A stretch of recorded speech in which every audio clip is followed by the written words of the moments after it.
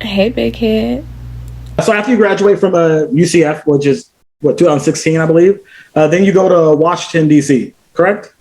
I do. From here, you join Americorps. Yeah. That program. How was DC when that transition from Florida to DC? And then what was your role in Americorps?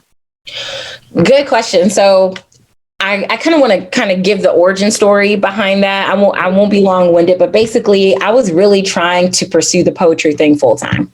I remember that too. I did, yeah, full time. Like I was selling merch, like I was featuring all over Florida in different states. And it didn't work out. Like just long story short, it didn't work out. And I needed to pivot.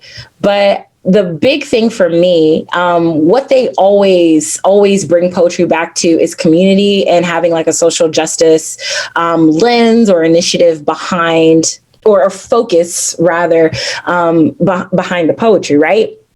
And I felt like, man, I've been talking about doing it for the longest time, but let me actually be about it. Let me be, I don't want to say in the trenches, but I want to be a pillar in the community, right? I want to be a pillar in the community. So I was looking for opportunities, and I was recruited by City Year, and basically it's an Americorps program. So we do service like in the United States. So if you're thinking about, it's FEMA, I think is Americorps, Teach for America. Some folks might find Americorps problematic. Completely understand. There are a lot of critiques on these organizations, but my motive behind it really was to actually get out of my comfort zone by being in a city that I've never been, but also just being in the community and being in touch and making a difference. I really wanted to make a difference in the lives of others, because going out into the workforce, just to kind of get a check, did not have purpose for me. And I wanted to do something a little bit more purposeful. So working with kids, working in education, and understanding the disparities and the injustices that our Black kids are subjected to is real. It sucks, and it's one thing to use this language, right? Like marginalized communities and injustice and stuff. It's one thing to use that language, but it's another to actually like know firsthandly what's going on, seeing like buildings not be in proper code, cafeteria is like running out of food, like teachers and staff like not giving our kids like adequate a good education, and seeing the communities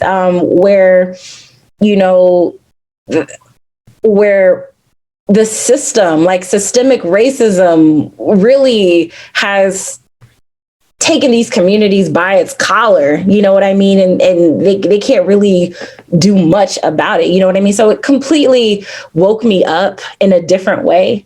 It's one thing to hear about it and to read about it and speak about it, but it's another thing to be in it. Yeah. And I think it was the most transformational experience, or one of the most transformational experiences that I've had. And DC was fun. DC, you love DC.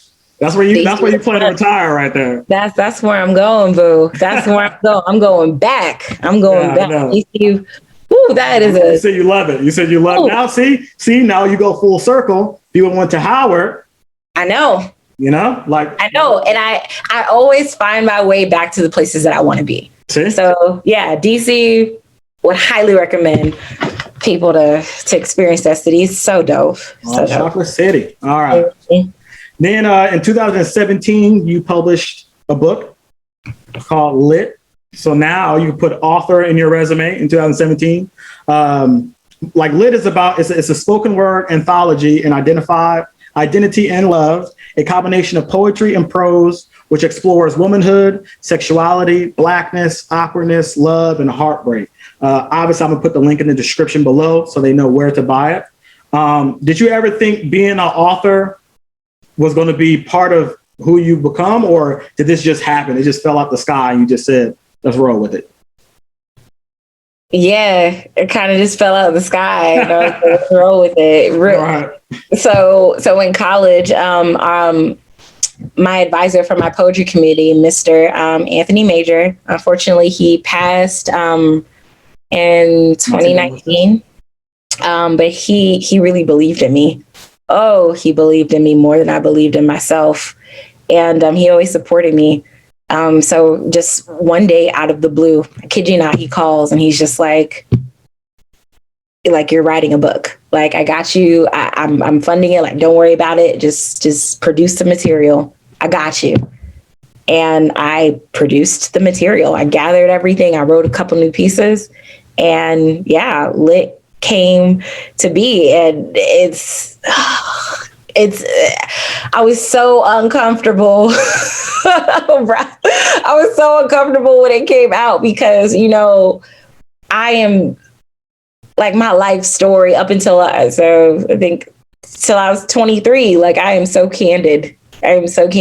Yeah. In my experiences, and like, my parents were gonna read it. Like, my parents read it. They did. Oh man. They did. Do we talk about it? We talk about each poem, but I was really putting myself out there. It's so interesting. When you're a spoken word poet, you can get on stage and you are so vulnerable in front of like audiences. And maybe it's caught on tape and maybe it's posted on YouTube or social media, maybe, right? But that's just the connection between you and the audience in that moment. When it's written, it's on there forever. Yeah, and people can come back to it and read it again and analyze it and critique it. So that I was really subjecting myself to a lot. So that was honestly probably one of the hardest things I ever had to do. But it was one of the best things that I could done, because like now, like, my story is written.